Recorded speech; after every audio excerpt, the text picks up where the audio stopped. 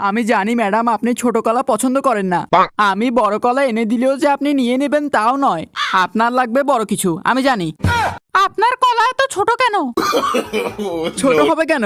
আসলে আমার কলাটা ঠিকমতো কাজ করছে না। আপনার অনেক জিনিসই কাজ করে না।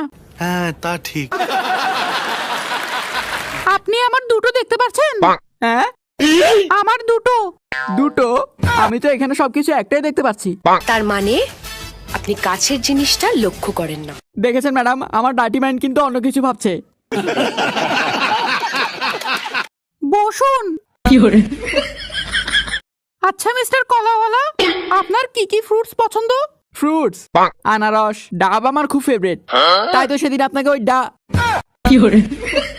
ও, কি বড় সাইজ আপনার ডাবের।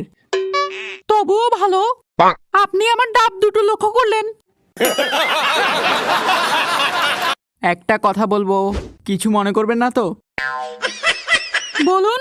আপনি যদি আপনার ডাব দুটোর মাঝখানে আমার কলাটা ঢুকান, আমার কলাটা আইফেল টাওয়ার হয়ে যাবে। কি হয়েছে ললিতা? দলাচান মিয়া, এবার নিজের স্ত্রীর দিকে একটু দেখুন।